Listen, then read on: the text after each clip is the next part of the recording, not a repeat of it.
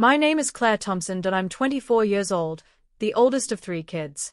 But Toda, I discovered that I am not valued in my own family. I've been the second parent for as long as I can remember. When my siblings needed new shoes, I gave up mine. When rent was late, I skipped meals so my parents wouldn't stress that I'm the kind of person who works 2 jobs and still finds a way to bring home pizza on Friday nights because my brother had a bad week at school. People think being the oldest makes you bossy. But in my case, it just made me tired. Tired of always being the one who sacrifices. Tired of being the one who fixes everything. Tired of loving a family that doesn't seem to love me back the same way. If this happened to you, would you forgive them or get revenge? Comment revenge if you do what I did. I live in a small Ohio town where everybody seems to know everyone else's business. My life is not glamorous.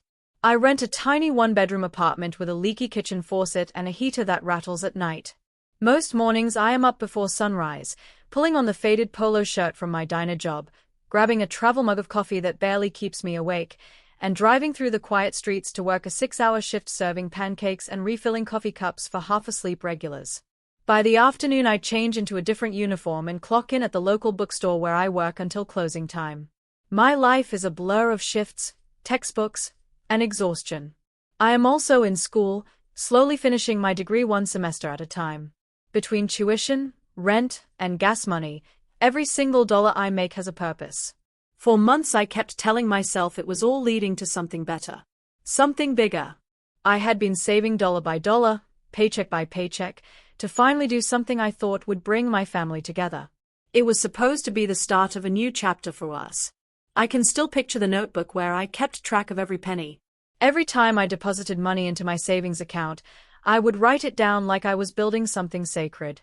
$9,450. It had taken me almost a year to save it. That money was supposed to be for all of us, for something we could share as a family, something that would make us feel close again. For months I imagined the smiles on my siblings' faces, the way my parents might finally say they were proud of me. I thought it would be my chance to stop feeling like the outsider in my own family. Then came the day that changed everything. It was a gray Thursday afternoon when I opened my bank app on my phone during a quick break between jobs. I had been looking forward to seeing my savings grow past that $9,450 mark, but instead my eyes locked on the screen and my chest tightened. The number was almost gone. Nearly every cent I had worked for had been taken out in one single transfer. For a moment I thought it had to be a mistake. Maybe a glitch. Maybe fraud. My hands were shaking as I scrolled through my transactions. No mistake. The transfer had my mother's name on it. Before I could even process what I was looking at, a notification popped up from social media. I swiped to open it and there were my parents, my brother, and my sister, standing in front of the giant Universal Studios globe, smiling like a picture-perfect family. Matching shirts, matching smiles, even a hashtag about family vacation. And me? I was nowhere. Not even tagged. I sat there staring at my phone until my break was over, my heart pounding so hard I thought I might throw up. By the time I walked back into work, my hands were balled into fists so tight my nails dug into my palms. It was not just about the money. It was about everything that money represented. The months I spent working doubled.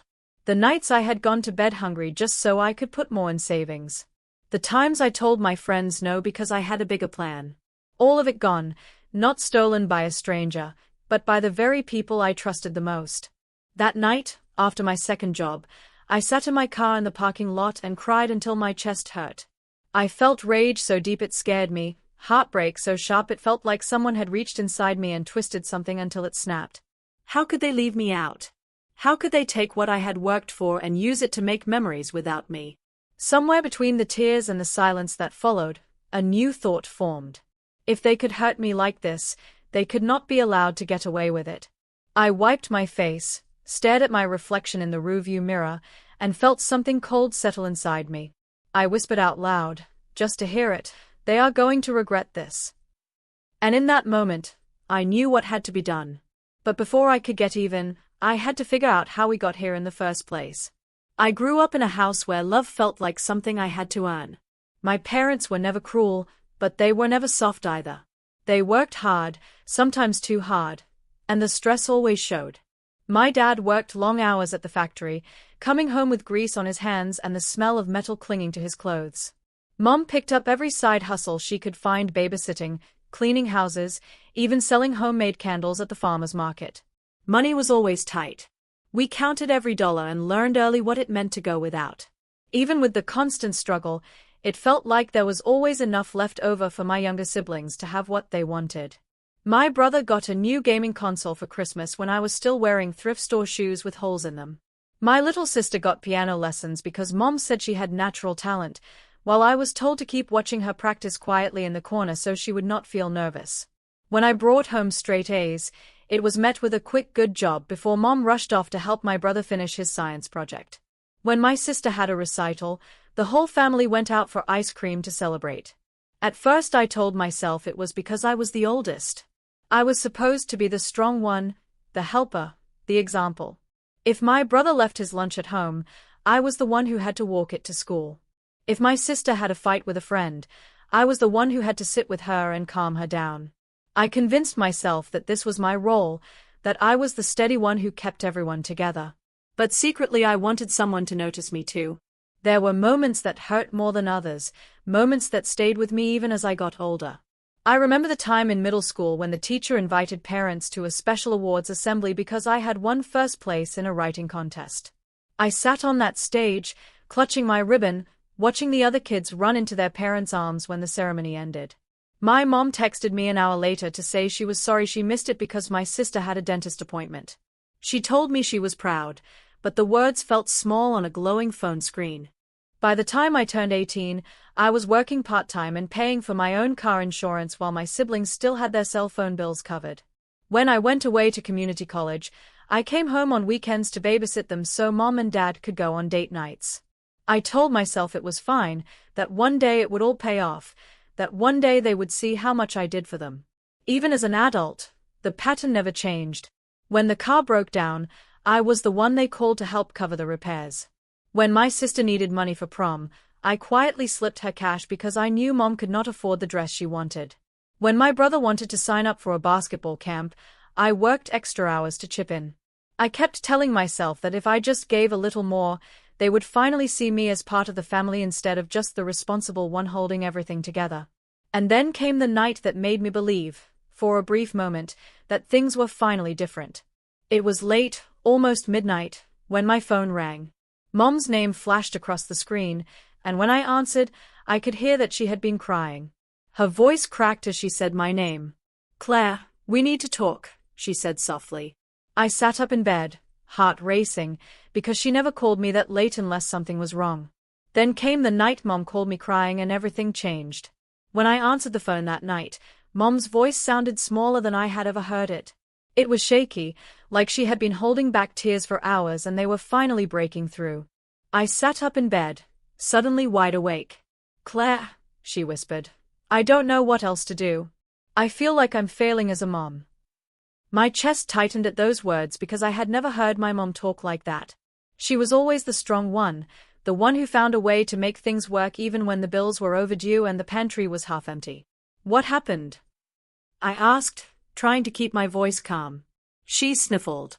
"Your dad's hours got cut again. We barely have enough to cover rent this month, and your brother and sister have been so down lately. I just feel like we're losing them. We never do anything fun as a family anymore. It feels like everyone is slipping away from each other, and I hate it." I sat there in the dark, gripping the phone tighter. There was a part of me that wanted to tell her I understood, that I felt that same distance too.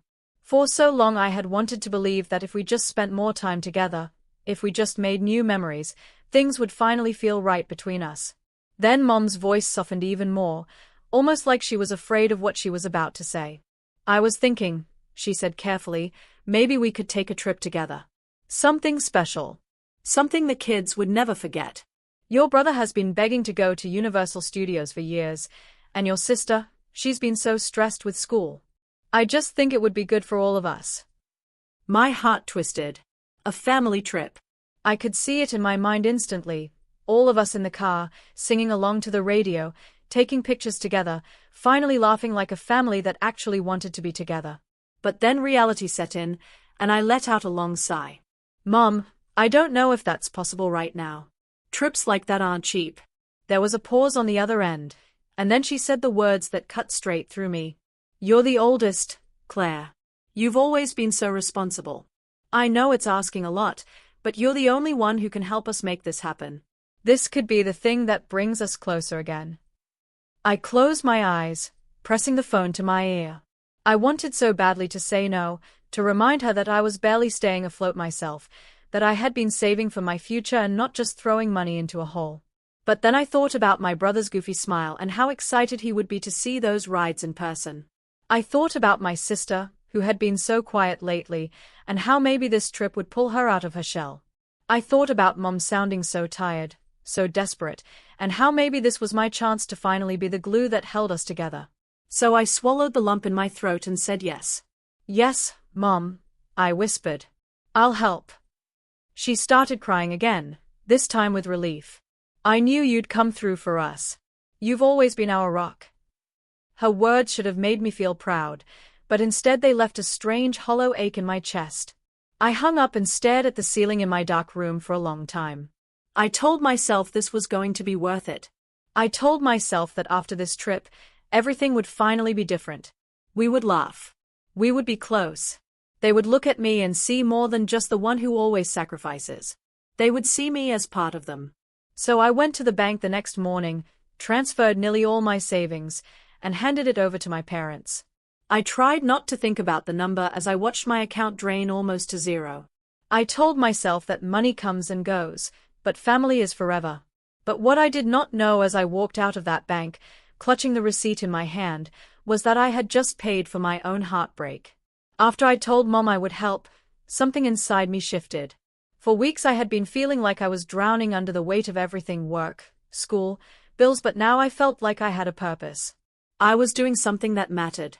The next few weeks were a blur of early mornings and late nights. I picked up every extra shift I could get. At the diner I stayed late wiping down tables after closing just so I could add another hour to my paycheck. At the bookstore I volunteered to cover shifts when coworkers called out. I stopped going out with friends. I told them I was busy with school, but really I just could not spend a single dollar I did not absolutely have to. No coffee runs. No impulse snacks. I packed peanut butter sandwiches and granola bars so I could save every cent. Each time I felt my body aching from exhaustion, I told myself this was for my family. Each time I felt tempted to buy something for myself, I reminded myself that this trip would mean more than anything I could buy. When the day finally came to hand over the money, I remember how nervous I felt. My heart pounded as I logged into my bank account one last time and saw the number sitting there. $9,450. It looked so big and so small at the same time. That number represented months of sacrifice, sleepless nights, missed birthdays and holidays because I was working. I went to the bank first thing in the morning, standing in line with my palms sweating. When the teller asked how much I wanted to transfer, I said it out loud, almost like a prayer, $9,450. My voice shook a little. Walking out of the bank with that transfer slip in my hand felt like walking out of a confessional. I had given everything I had, and somehow that made me feel clean, almost light. That night I drove over to my parents' house to give them the news in person. Mom's eyes filled with tears when I handed her the slip. She hugged me so tightly I could barely breathe. You have no idea what this means to us, she whispered. Dad clapped me on the shoulder and said he was proud of me. For a second I froze, because he had not said those words to me in years. My siblings jumped up and down, already talking about what rides they wanted to go on, what snacks they wanted to try. The living room was filled with excitement and chatter, and for the first time in a long time, I felt like I was part of it. Driving home that night, I rolled the windows down and let the cool air hit my face. For the first time, I felt like maybe I really belonged to this family. Maybe this was what it felt like to be connected, to be appreciated, to be loved. I let myself imagine us all laughing together, taking pictures, eating overpriced churros, and making memories that would last forever. I told myself all the sacrifice had been worth it, but then, just a few days before the trip, I noticed something strange. The house was louder than usual when I stopped by a few days before the trip. My siblings' voices carried down the hallway, full of excitement. At first, hearing them so happy made me smile. I thought about how soon we would all be together on that long car ride, how maybe this trip would finally give us the kind of memories we had been missing for so long. But then I caught what they were saying. I called dibs on sitting in the front next to Dad, my brother shouted. No way, my sister laughed. Mom already said I got it on the first day. They went back and forth arguing about who would sit where, which hotel room they wanted, which rides they wanted to try first. I froze in the hallway, waiting to hear my name come up, waiting for some mention of me, where I would sit, what I might want to do, but it never came. My stomach twisted as I listened. It was like they were planning a trip for 3 people, not 4. For a second I wondered if I was just being paranoid. Maybe they were saving the details about me as a surprise. Maybe Mom and Dad had told them not to spoil anything. I stepped into the living room, trying to act casual, but my heart was racing. Hey, I said lightly, what are you two talking about? My siblings looked at each other and then back at me. Just the trip, my sister said quickly. I tried to smile. So what's the plan? Who am I rooming with? They went silent, glancing toward the kitchen. Something about the way they shifted uncomfortably made my chest tighten. Mom walked in a moment later, wiping her hands on a dish towel. She froze when she saw me standing there. Claire, she said carefully, can we talk for a minute? My siblings scattered out of the room like they had been caught doing something wrong. Mom led me into the kitchen, and before I could stop myself, the words came spilling out. Why aren't they talking about me going? Why does it sound like I'm not part of this? Mom let out a long sigh. Honey, it's not that you're not part of it. It's just, you've been working so much, you're always busy, and we thought maybe it would be good for you to rest. You've done so much for us. You don't need to run yourself ragged on a trip. I stared at her in disbelief. I thought this was supposed to be for all of us. I thought this was the point. That we'd finally spend time together. Dad walked in and put his hands on the counter. Claire, he said in that calm, even tone he always used when he wanted to shut down an argument, you're acting like we don't appreciate what you've done. We do. You helped make this possible. But this trip is mostly for the kids. They need this. You'll have other chances. I felt like someone had punched me in the stomach. I'm not just the one who makes things possible. I'm supposed to be part of this family too. Mom reached out and touched my arm. We just thought you might be too busy anyway. We didn't want you to feel pressured to take time off from work or school. For a second, I wanted to scream. I wanted to tell them how many shifts I had worked, how many nights I had cried from exhaustion just to make this happen. But then Mom's face softened, and she said, maybe we'll do something special for you when we get back. Something just for you. That stopped me. Maybe she meant it. Maybe this was all just a misunderstanding, and when the trip actually happened, they would surprise me. Maybe they were trying to make it more exciting. I wanted so badly to believe that I was wrong, that they hadn't really left me out. That night, I went home clinging to that small thread of hope. I told myself I was overreacting, that my parents would never really do something so cruel. But then I opened Instagram and saw the truth. I sat in the parking lot outside my apartment complex, staring at my phone until my vision blurred. The bright glow of Instagram photos burned into my brain, my parents, my brother, and my sister, all smiling under the giant Universal Studios archway like they were the happiest family in the world. My brother's caption read, "Best trip ever. Just the fam. Just the fam." Those 3 little words crushed me in a way nothing else had before. The tears came fast and hard, rolling down my cheeks until I couldn't see the screen anymore. I dropped the phone onto the passenger seat and buried my face in my hands. The sobs tore out of me, loud and messy, the kind you can't stop even if you try. All the exhaustion from months of double shifts, all the late nights of counting out cash tips to put in my savings jar, all the hope that maybe, just maybe this time would be different, came crashing down on me at once. I had given them everything. $9,450. That wasn't just money. That was my youth, my time, my health, my peace of mind. Every extra shift I had picked up meant less sleep, more back pain, more skip meals because I didn't have time to eat between jobs. I thought we were building something together. I thought I was finally part of something bigger than myself. And they just left me. My chest felt so tight I thought I might pass out. I leaned back against the headrest, staring at the ceiling of my car as if maybe God would give me an answer, some reason why this kept happening to me. But all I saw in my head were the smiles on their faces, smiles that existed because of me, because of the money I had worked myself to the bone to give them, and not a single one of those smiles had been meant for me. And then the memories started coming.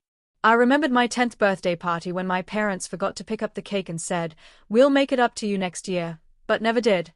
I remembered the time in middle school when they went to my brother's soccer game and forgot to come to my piano recital. I remembered senior year of high school, when I begged them to come to my awards night, but they said they were too tired and stayed home. All those moments where I told myself it didn't matter, that they were busy, that maybe one day things would change, it all came flooding back, and it hit me that nothing had changed at all. I was still an afterthought. The invisible one. The more I cried, the heavier the silence around me felt.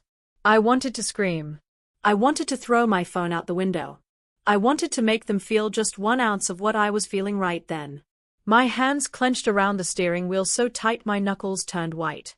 And somewhere in the middle of that pain, the sadness started to shift into something else. Anger. It burned hot and sharp in my chest, rising up until I was breathing hard through my nose like I had just run a mile. They had taken so much from me, my money, my trust, my place in the family, and they expected me to just swallow it like I always did.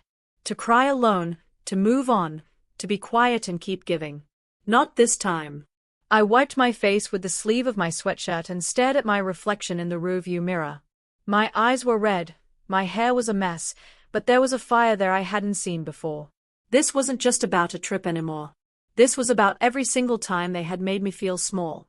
And as I sat there, breathing hard, a thought formed in my mind so clear it was almost scary. They had taken everything from me, but there were things I could take from them too. Not money, that would be too easy. Something bigger. Something they couldn't ignore. I didn't know how yet, but I knew one thing for sure. I wasn't going to just sit here and let them win. What would you do if your family betrayed you like this? Tell me below, I'm reading every comment. As I turned off my car and walked up the stairs to my apartment, my mind was already racing. I could barely feel the floor under my feet. I kept seeing their smiling faces on my phone screen, hearing the way my mom had said, "We just thought you'd be too busy." I wasn't too busy. I was too trusting. And that is over now. I shut the door to my apartment behind me and stood there in the dark, letting the silence wrap around me. Then I grabbed my laptop, opened it, and stared at the blank search bar on Google. If I was going to do this, I was going to do it right. I didn't want an apology. I didn't want a gift card or a half-hearted thank you. I wanted them to feel what I had felt. And I wasn't going to wait for them to figure it out on their own. But anger wasn't enough. I needed a plan. The next morning, I woke up with swollen eyes and a headache that throbbed with every heartbeat. For a few seconds, I forgot what had happened. Then I rolled over, saw my phone on the nightstand, and everything came rushing back like a punch to the stomach. The pictures. The captions. The fact that I had paid for the entire trip that I wasn't even invited on. But this time, instead of crying, I felt strangely calm. The storm inside me had shifted. It wasn't just pain anymore, it was focus. I got up, made a strong cup of coffee, and sat down with my laptop. If there was any chance I could get my money back legally, I was going to take it. I pulled up my online bank account and stared at the transactions. The money transfer was there in black and white, my name next to the amount, and my parents' account as the recipient. I copied everything, the receipts, the date, even the text message where my mom had thanked me for making the family dream trip possible. First, I called the bank. I explained the situation carefully, step by step, hoping they might see it as fraud or unauthorized use of funds. The representative was polite, but her tone was firm.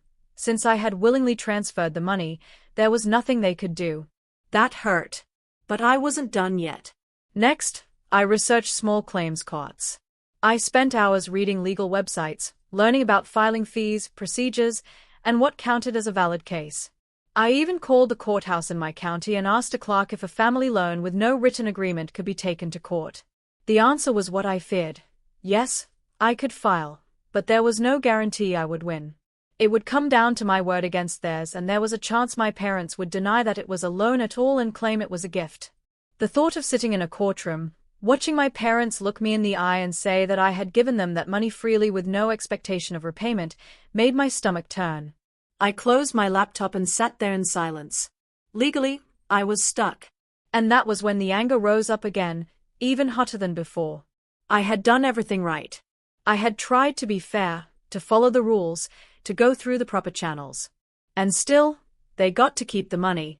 They got to keep the trip, the smiles, the memories, and I was left with nothing but screenshots and a hole in my bank account. It wasn't fair. But maybe fairness wasn't what I needed anymore. Slowly, an idea began to form in my mind. If I couldn't get my money back, maybe I could get something better. Something that would hurt in a way money never could. I wasn't going to scream at them. I wasn't going to send an angry text or post some dramatic rant on Facebook. No, that would be too easy for them to brush off. This had to be smarter, quieter, more powerful. I grabbed a notebook and started writing. At the top of the page, I wrote 3 words, make them regret. And then, underneath, I wrote everything they cared about. Their reputation in the community, their church friends. Their social media image as the perfect family. My siblings' ability to rely on me for help with schoolwork, rides, and favors. Piece by piece, I started sketching out ways to take those things away. Nothing illegal. Nothing that would get me in trouble.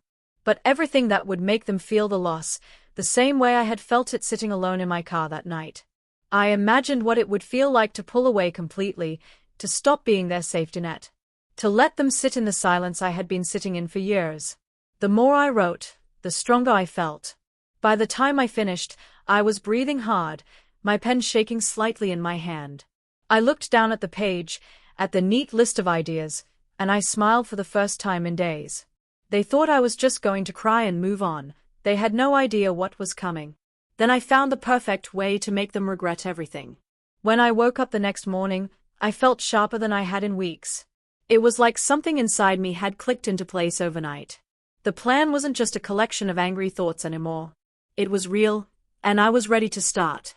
The first step was simple, silence. I had always been the one who kept in touch. I was the one who texted first to check on everyone, the one who called to remind them of birthdays or doctor appointments or upcoming school deadlines for my siblings. I was the one who kept the family glued together. Not this time. I turned my phone face down on the table and decided that if they wanted to talk to me, they would have to make the effort. No more good morning texts to mom, no more casual updates to dad about how school was going. No more last-minute favors for my siblings. At first, it was quiet. A full day went by without a single message from them, and for a moment, I wondered if they had even noticed.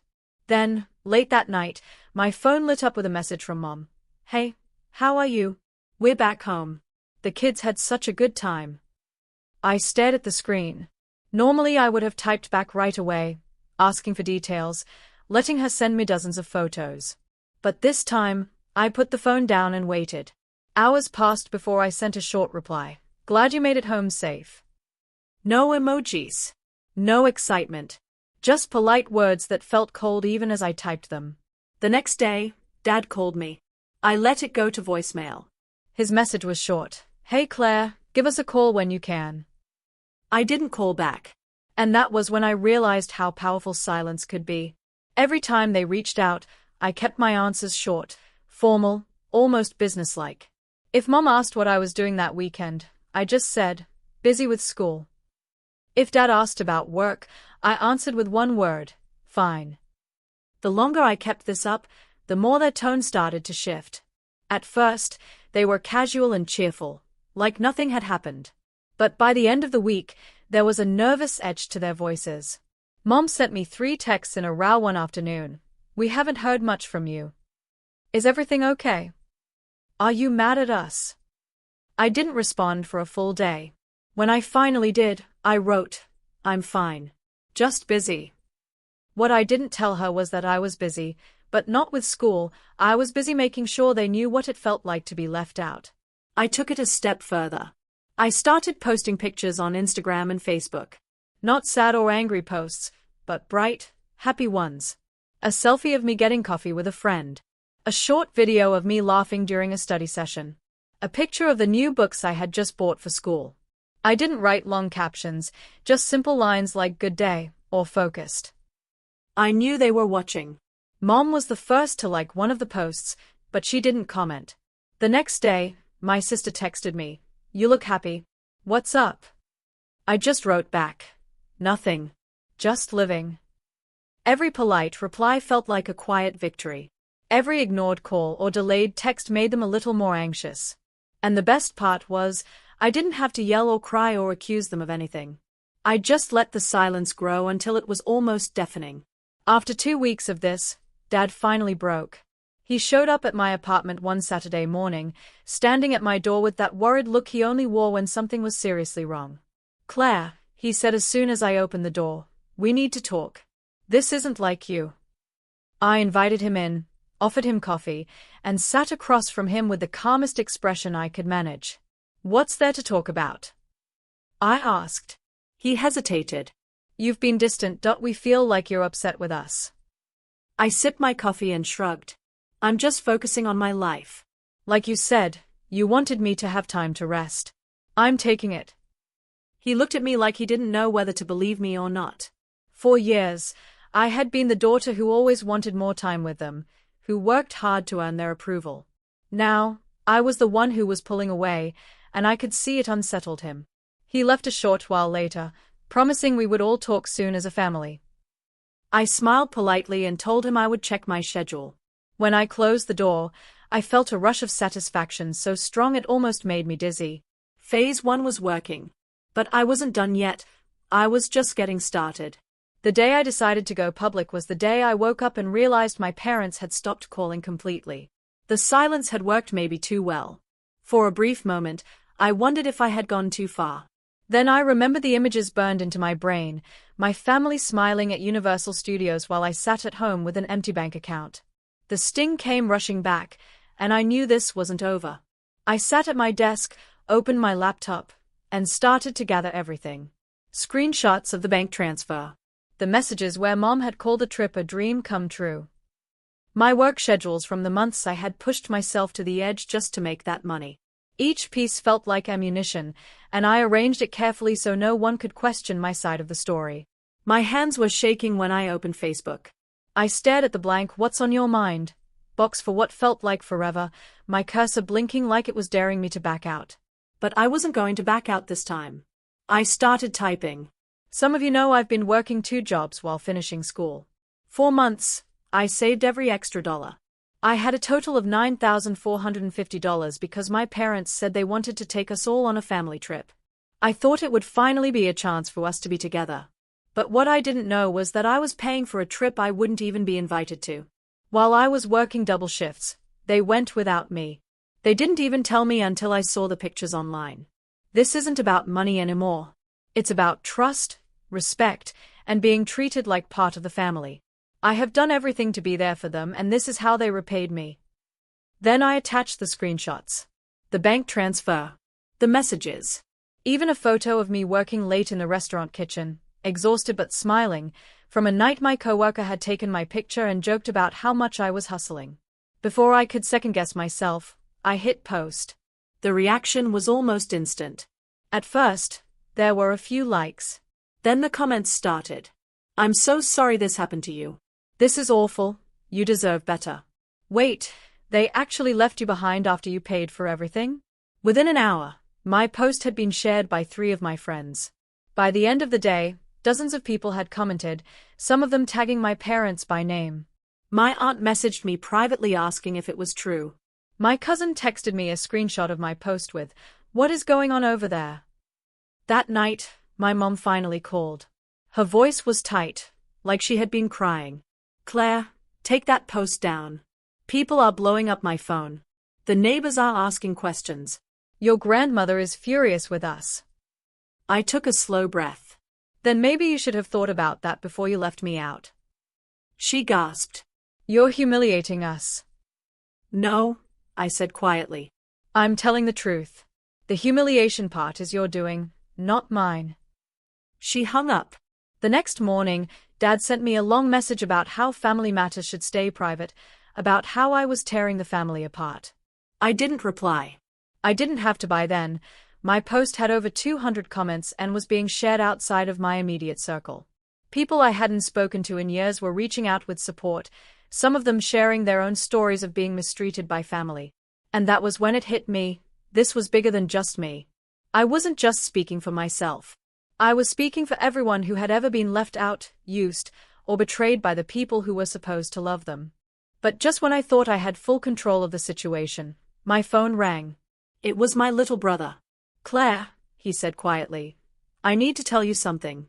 Something about Mom and Dad. You're not going to believe this.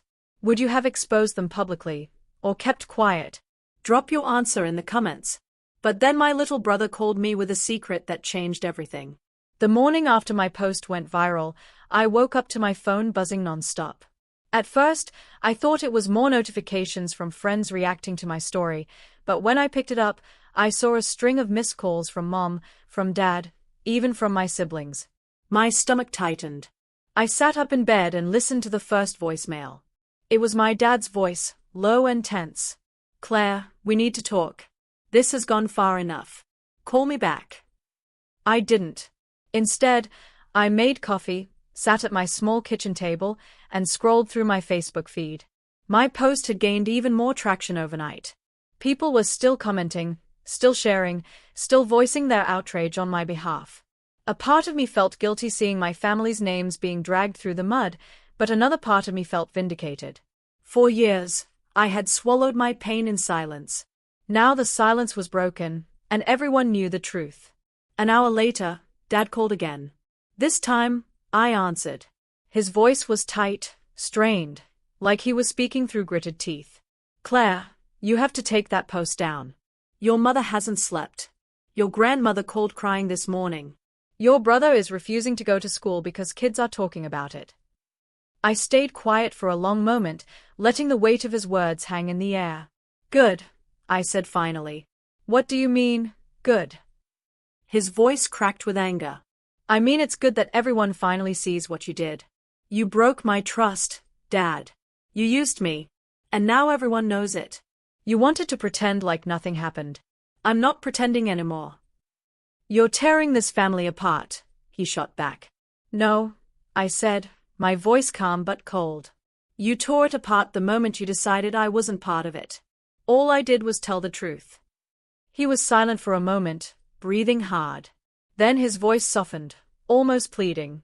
"Claire, please. I know we messed up. We should have handled things differently. But this is too much. People are talking about us in church, at work. Your mom can't even go to the store without someone giving her a look. Just delete the post and we'll figure this out as a family." I felt my throat tighten, but I pushed the tears down. "No," I said simply. "You wanted to live with the choice you made. Now you get to live with the consequences too." There was a long silence on the other end. Then Dad said quietly, "I never thought you could be this cruel." That word hit me like a knife. For a second, I almost broke. Almost apologized. Almost agreed to take everything down just to make the pain stop. But then I remembered sitting in my car, crying until I couldn't breathe, scrolling through pictures of them smiling without me.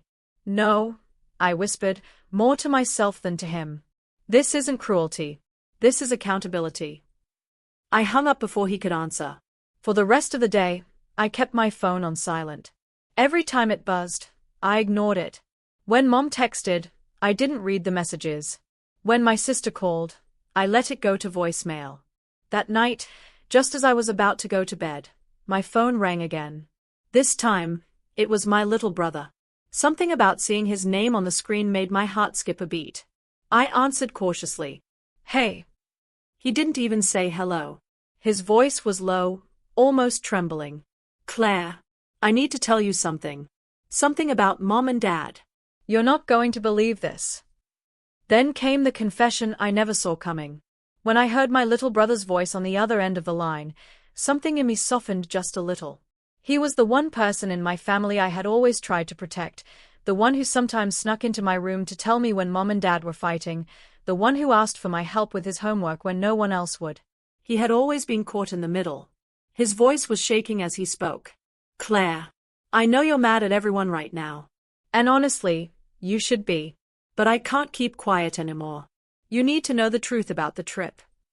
My stomach clenched, and I sat up straight in bed. What truth? There was a pause, like he was trying to gather the courage to say it. Then he let it out all at once. Mom and Dad didn't need your money. They had the money the whole time. They just didn't tell you. For a moment, I couldn't breathe. My whole body went cold. What are you talking about? I mean, his voice cracked. They already had the money saved for the trip. They only asked you because they didn't want to dip into their savings. Mom said you were the responsible one, and that you wouldn't say no if they made it sound like it was for the whole family. But that's not even the worst part. I was gripping the edge of my blanket so hard my knuckles hurt. What could possibly be worse than that? He hesitated again. And then the words tumbled out. They didn't invite you because they said you'd ruin it. They said you always act like a parent, always trying to control everything. They just wanted to have fun without feeling like they had to answer to you. My heart dropped into my stomach. I couldn't even form words for a few seconds. So, it wasn't about money at all. No, he said quietly. It was about them not wanting you there. They even joked about how peaceful the trip would be without you telling them what to do. The words hit me like a truck. I felt my whole chest ache, like someone had reached inside and ripped something out of me. I thought I had been angry before, but this was different. This wasn't just about being stolen from. This wasn't about money. This was about being rejected by the very people who were supposed to love me unconditionally.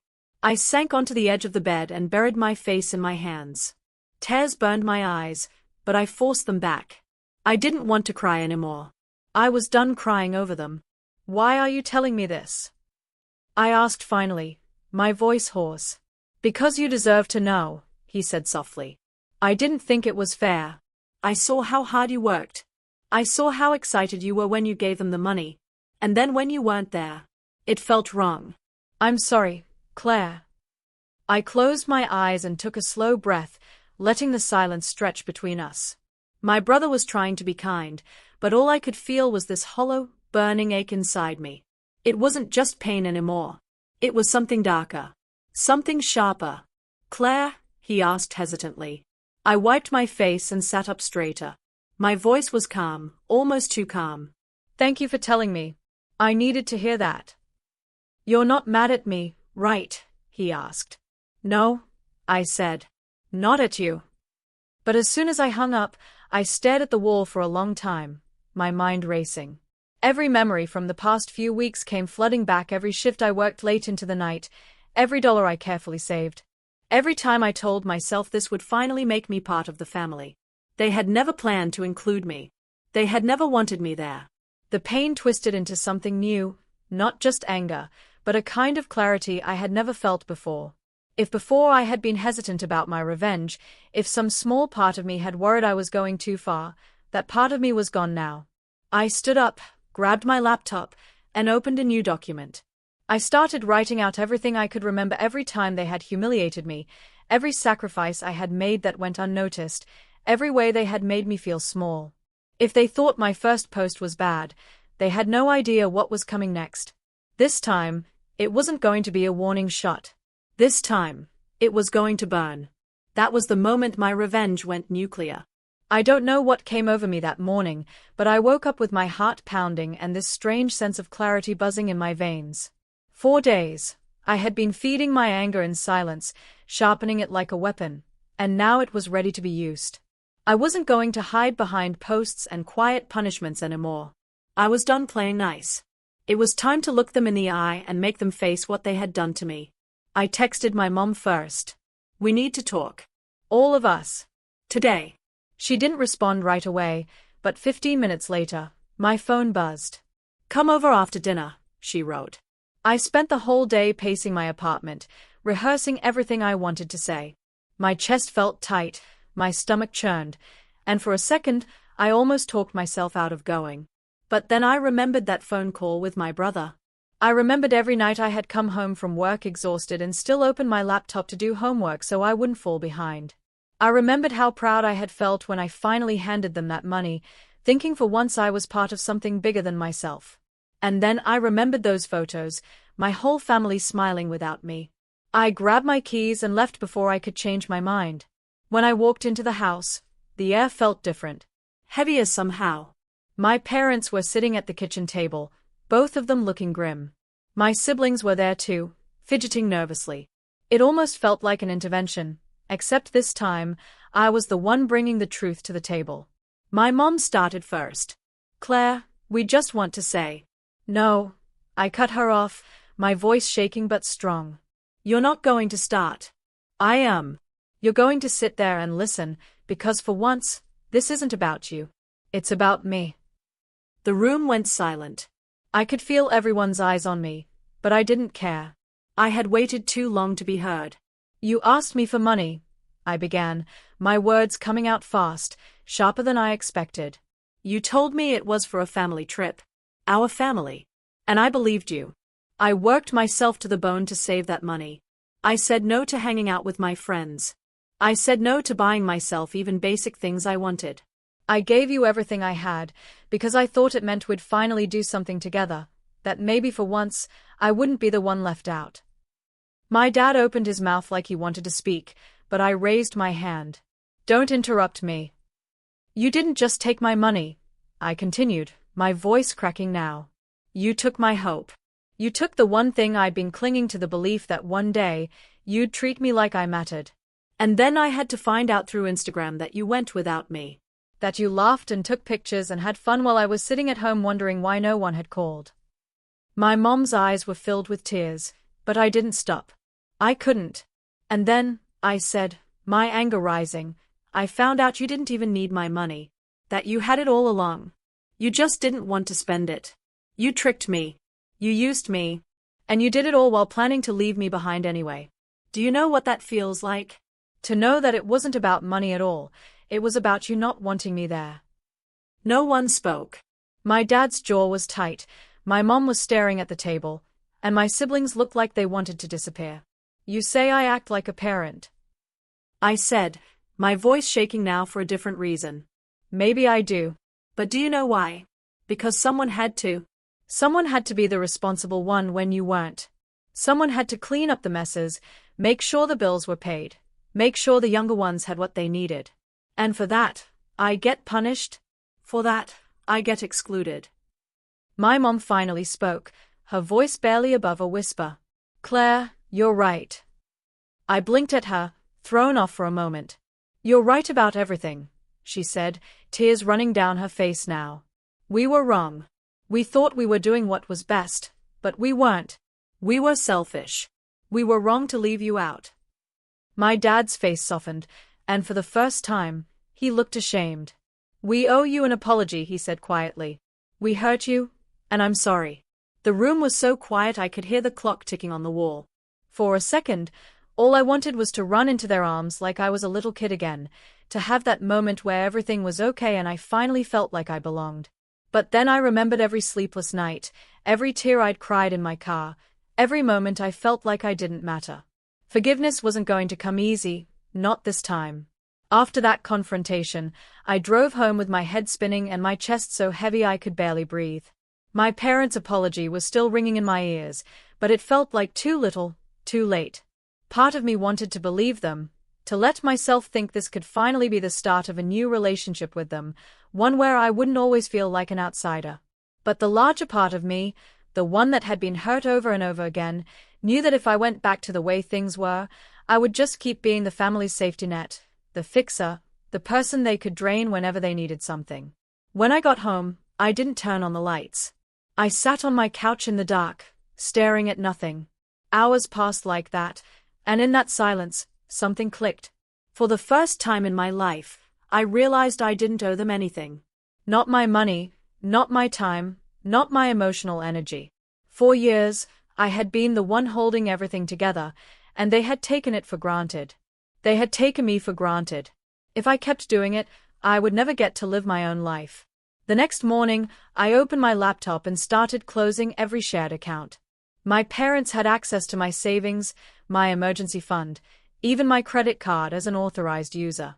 I sent them a message telling them I was taking back full control of my finances, that from this point forward, they would need to handle their own problems. It was the hardest text I've ever sent, but when I pressed send, I felt something shift in me, like I was reclaiming a part of myself that I had given away years ago. That decision wasn't just about money. It was about boundaries. It was about telling them, without yelling, without revenge posts, that I would no longer be their crutch. If they wanted me in their lives, it would have to be on equal terms. Then I turned my attention inward. I signed up for therapy that same week. At first, sitting in that little office across from a stranger felt strange, but as I started talking, I realized how much I had been holding in, not just about the Universal Studios trip, but about everything. The years of feeling like the backup child. The times I worked myself sick just to make sure the electric bill got paid. The countless moments I kept my pain quiet because I didn't want to burden anyone. My therapist listened, really listened, and then said words that I had never heard before. You're allowed to choose yourself. So I did.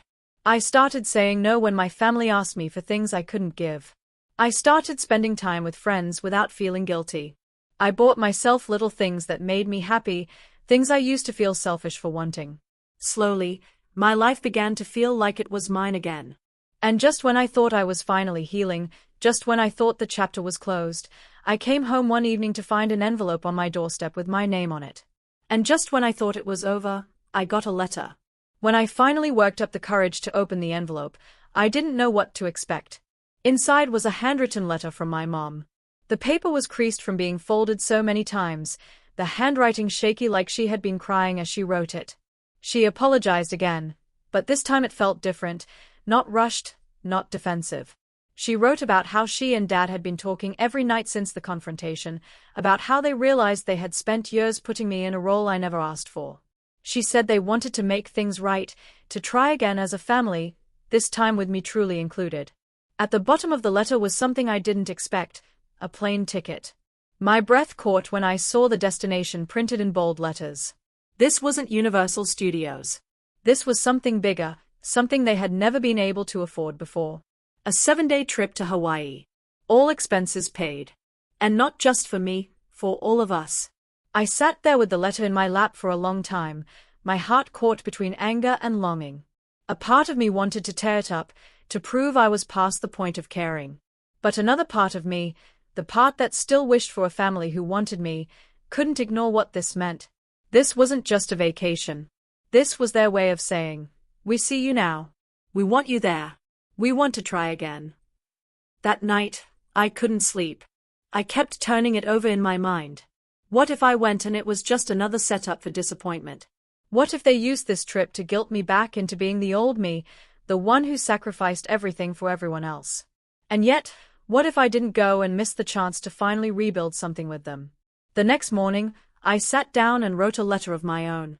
I told them I would go, but only under one condition: that we would sit down on the first night of the trip and have a real conversation as a family. No distractions, no jokes to lighten the mood, no avoiding the hard stuff. If they wanted me there, really wanted me there, we were going to talk about everything. When I hit send on that message, I felt the familiar fear creep in, the fear of being rejected all over again. But within minutes, my mom replied, yes. Anything you want. We just want you there. As the date of the trip approached, I felt a mixture of emotions. Part of me was excited. It was Hawaii, after all, a place I had only seen in postcards and travel shows. But the other part of me was anxious, my stomach twisting with every passing day. Would this trip really be a step toward healing, or just another painful reminder that I could never truly belong? On the morning of the flight, I stood at the airport with my carry-on, staring at the gate. My parents waved when they saw me, looking nervous, almost shy, like they were waiting to see if I would turn around and leave. For the first time in years, I didn't rush to make things easier for them. I just walked toward them slowly, letting them feel the weight of the moment. When we boarded the plane, my mom reached for my hand as we sat down. She didn't say anything, but I felt her fingers squeeze mine gently, like she was asking for one more chance without words. And what happened on that trip changed everything. The first night in Hawaii was warm, the air smelling like salt and flowers, the kind of breeze that makes you want to sit still and just breathe. We had spent the day settling into the hotel. And though the scenery was stunning, the ocean glittering under the sunset, the palm trees swaying gently in the wind, I felt like I was holding my breath the entire time. This trip wasn't about beaches or sightseeing. It was about what would happen when we finally sat down and faced each other. After dinner, My mom asked if we could all meet by the fire pit near the beach. My heart raced as we walked out together. The night sky stretched above us, the waves crashing softly in the background. For a moment, none of us spoke. The only sounds were the crackle of the fire and the distant laughter of other tourists somewhere down the beach. Then my mom stood up, holding a glass of water like it was a microphone. Her hands were shaking, but her voice was steady. "I want to say something," she began, her eyes glistening in the firelight. "Claire, this trip wouldn't have happened without you. Not just because you worked so hard to make the first one possible, but because you pushed us to face things we didn't want to face. You forced us to see the way we've treated you. And for that, I want to thank you. Publicly. In front of everyone here." I felt my throat tighten, and for a moment, I couldn't breathe. My dad nodded, his voice low but firm as he added, "Your mother's right. We messed up. We thought we were protecting you from stress by leaving you out sometimes, but really, we were just shutting you out. That wasn't fair. You've been carrying this family on your back for too long, and you deserved better." My little brother spoke next, his voice small but sincere. "I'm sorry too, Claire. I should have told you about the trip before it happened. I didn't want to hurt you, but I did. You didn't deserve that." For a long moment, I just sat there, staring into the fire, feeling the weight of every word sink into me.